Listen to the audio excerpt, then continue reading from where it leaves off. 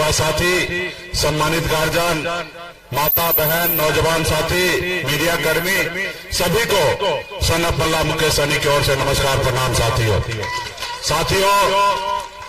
चुनाव का समय है और देश में प्रधानमंत्री बनाने का समय है। प्रधानमंत्री हो या राज्य का मुख्यमंत्री हो, उससे आप क्या उम्मीद रखते हैं? उससे उम्मीद रखते हैं कि वो राज्य के लिए, देश के लिए अच्छा काम करे, युवा को रोजगार दे, देश में तरक्की आए, देश में अमन चैन शांति रहे। लेकिन आपको दिखता नहीं होगा। मोदी जी 2014 में आए और उन्होंने वादा किया देश के किसान से, युवा से, गरीब से, सभी को कहा कि हम अच्छे दिन लाएंगे। कहां है वो अच्छे दिन? उन्होंने वादा किया देश के युवा से कि आप बेरोजगार हो, हमें लाओ और 60 महीने के अंदर में हर साल में 2 करोड़ युवा को नौकरी देंगे, 5 साल में 10 करोड़ नौकरी दे देंगे। किसान की आय को दुगनी कर देंगे। किसान आत्महत्या कर रहा है।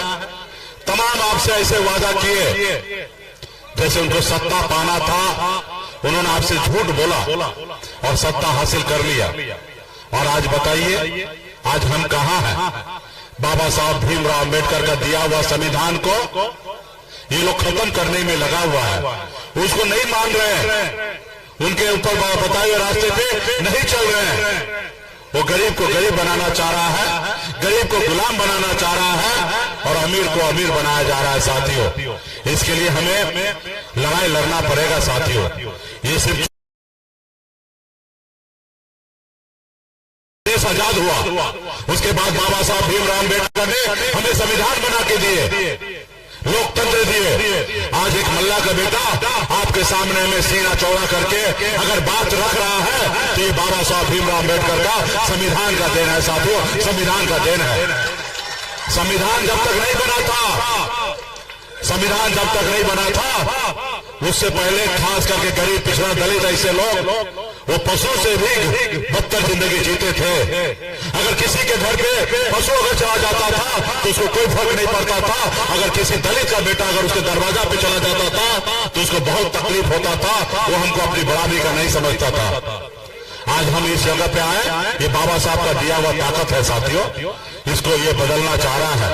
आप देख रहे हैं कि कैसे बनी हुई सरकार को गिरा देते हैं, बनी हुई मुख्यमंत्री को जेल में डाल देते हैं।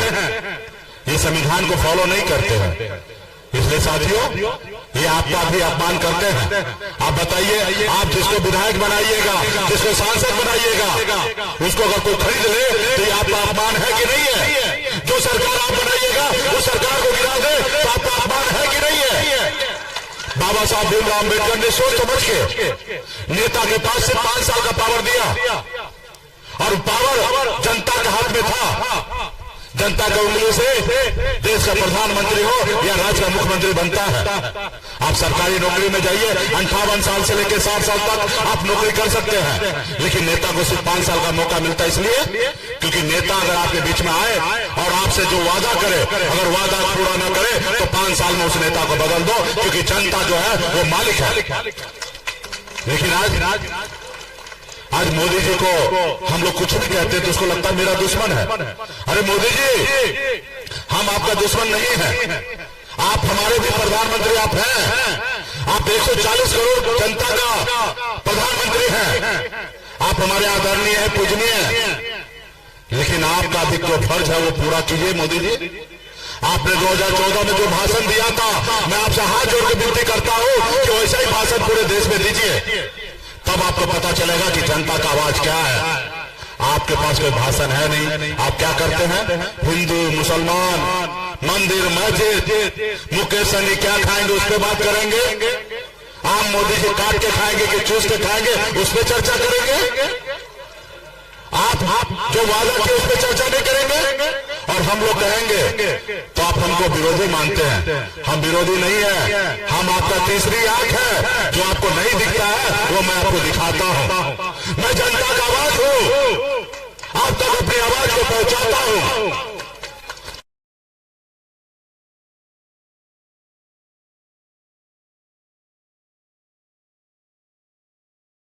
तो दूसरे रोज खाना नहीं बनता। ऐसे गरीब घर में जन्म लिया।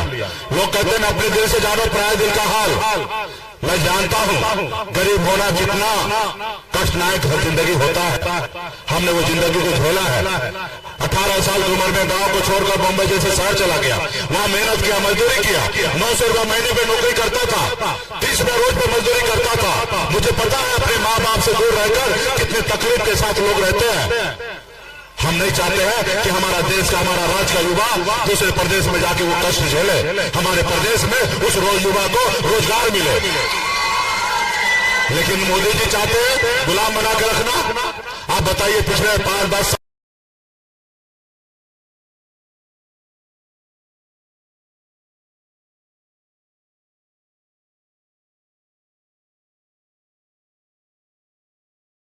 आपने देखा 2020 में 4 विधायक बनाए।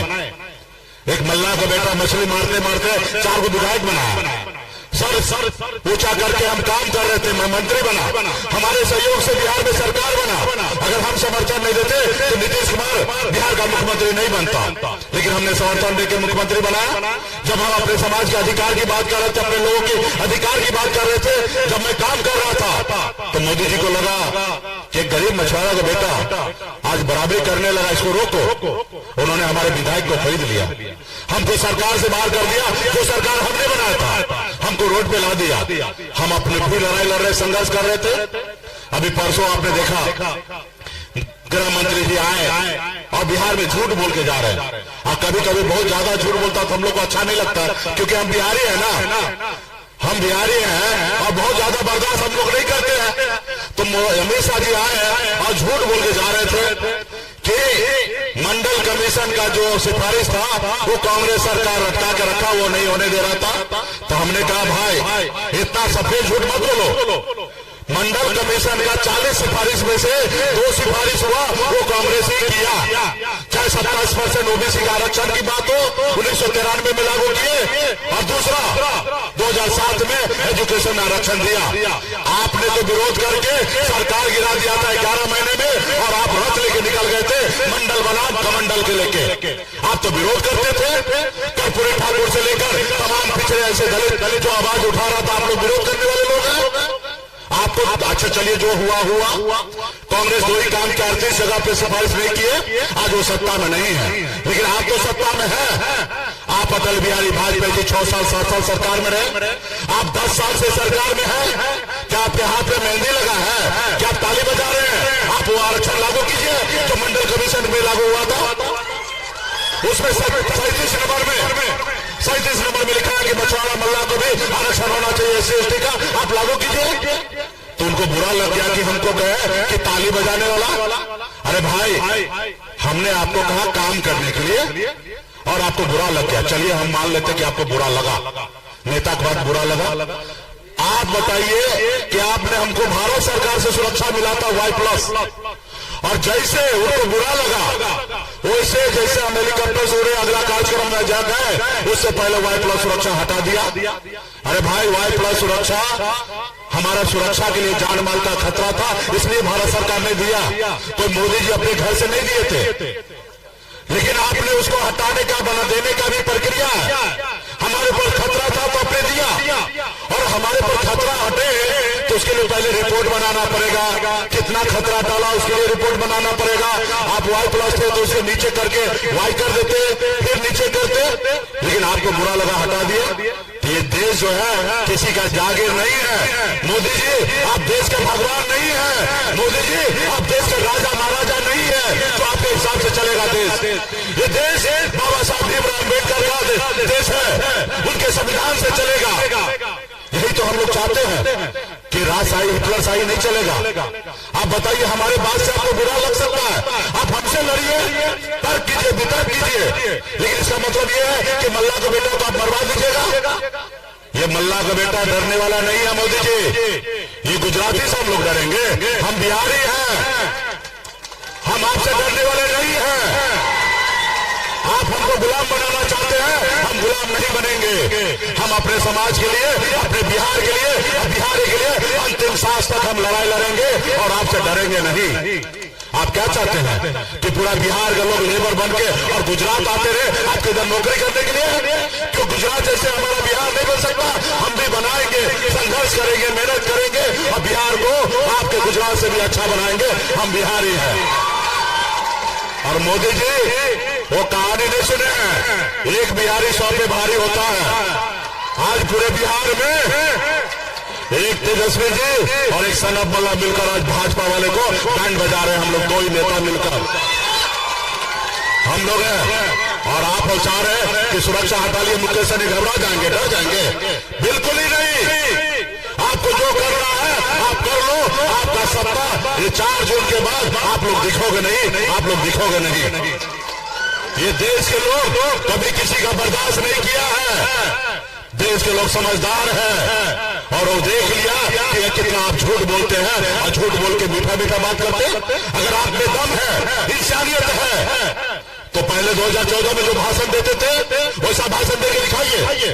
आपको मैं चैलेंज करता हूं, आप 10 साल से प्रधानमंत्री हैं, आपको पता नहीं कि 10 साल में आपने हमारे कितने युवा को नौकरी दिया है? बताइए। अगर नहीं बता सकते तो फिर काहे का प्रधानमंत्री?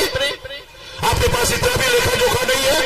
ये जनता मालिक है, मालिक के सामने में आके अपना हिसाब रखिए कि आपने 10 साल में क्या किया। हिंदू, मुसलमान, सनातन ये क्या है? अरे हम भी हिंदू हैं, हम भी सनातन हैं, हम भी मंदिर को मानते हैं, हम मस्जिद को भी मानते हैं, क्योंकि हमारा बाप दादा ने सिखाया कि आपस में सब भाई बन के रहना है। हम जितने भी तीर्थ स्थल है सबके सामने में सर झुकाते हैं, चाहे वो चर्च हो या मंदिर हो या मस्जिद हो, हम सबके सामने सर झुकाते हैं। हम बिहारी हैं। तो इसलिए मोदी जी ये बिहार है। आपको याद होगा आदरणीय लालू प्रसाद यादव जी आपका रथ रोका था। इस बार हम लोग दोनों भाई मिलकर आपको रोकेंगे, 100% रोकेंगे। इसलिए साथियों ये सिर्फ चुनाव नहीं, ये संविधान बचाने की लड़ाई है। आप आए हैं कि हम जातिवाद को खत्म करेंगे। अरे भाई किससे तकलीफ है भाई? जातिवाद क्या है? जाति हमारी पहचान है। हर एक जाति का अपना पहचान है। जाति आज अपने बेटा या बेटी को शादी करने के लिए जाता है तो अपने जाति के ढूंढ के करता है। पापा आपत्ति किस बात का है? तो जिसका परिवार ना वो परिवार का बात क्या समझे, जो दूसरे को ना जाने वो क्या समझे। तो इसलिए साथियों हम लोगों को मजबूती से लड़ाई लड़ना है। और जितने भी आप लोग हैं, देखिए देश में 3 तरह के लोग हैं। एक वो लोग जिसको आपसे कोई फिक्र नहीं है, बड़े अमीर आदमी अडानी अंबानी है। और दूसरा वो लोग भाई गरीब है, पिछड़ा है, रात में क्या खाएगा, कल क्या खाएगा, उसके लिए परेशान रहता है, वो आपके हक की बात क्या करेगा। और एक आप लोग हैं जो नेता का बात को सुनते हैं और उसको समझते हैं कि नेता सही बोल रहा है या गलत बोलता है। इस आपने पास सोचने समझने का शक्ति है। अगर आपके पास सोचने समझने का शक्ति है तो एक गांव में जाइए और एक बूथ पर मजबूती से अपने प्रत्याशी को जिताने का काम कीजिए। आप जो वीडियो बना रहे हैं इस वीडियो को गांव-गांव में हर जगह भेजने का काम कीजिए, क्योंकि आपको पता है देश के कुछ मीडिया जो संस्थान है, बॉडी मीडिया है, वो हम लोगों को बताएंगे नहीं, दिखाएंगे नहीं और उन्हीं से पैसा लेकर वो दिखाएंगे। सब दिख चुका है। तो सोशल मीडिया ही आप लोगों का सहारा है साथियों। तो इसलिए साथियों एक और आपको मैं बता दूं, जो कोरोना काल में वैक्सीन जो लगता था ना, उसे मोदी जी सीना तान के अपना फोटो लगाते थे। वैक्सीन लगवा रहे थे और फोटो लगवाते थे। और अभी मोदी जी क्या किए, सर्टिफिकेट से फोटो हटवा दिए, क्योंकि देश में वैक्सीन लगने से डॉक्टर साइंटिस्ट ने सिद्ध कर दिया कि बहुत सारा बीमारी हो रहा है और बहुत सारे लोग मर रहे हैं, हार्ट अटैक से आ रहे हैं। जब आज उनको पता चल रहा है तो अपना फोटो हटा लिया, क्योंकि वैक्सीन वाला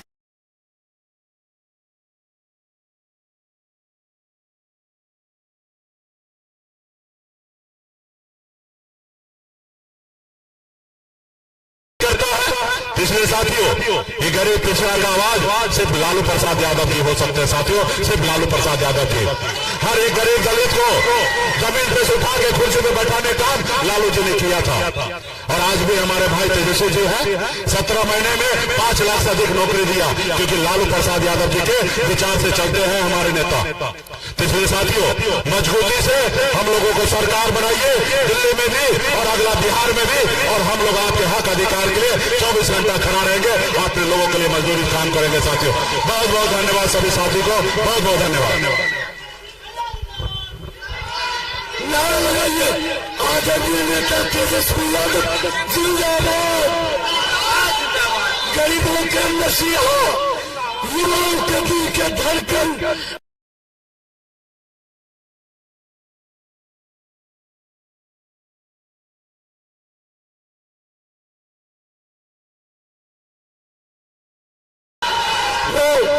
आदरणीय नेता जिंदाबाद। आइए सर।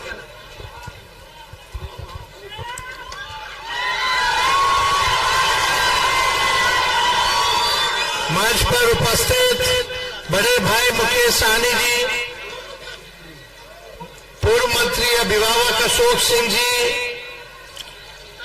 यहाँ मधेपुरा लोकसभा के प्रभारी राष्ट्रीय जनता दल से इजहार अस्वी साहब जी, मंच पर उपस्थित कुमार चंद्रदीप जी जो प्रत्याशी हैं, मंच पर उपस्थित अरुण कुमार यादव जी सहरसा के पूर्व विधायक, अमित भारती जी और हमारे सीपीआई के नेता ओम प्रकाश जी, अमित भारती जी, विजय प्रकाश जी, गीता जी, विनोद यादव जी, वीरेंद्र यादव जी, हमारे सहरसा जिला के राष्ट्रीय जनता दल के जिला अध्यक्ष ताहिर साहब जी, संचालनकर्ता राजेश कुमार सिंह जी और सभी हमारे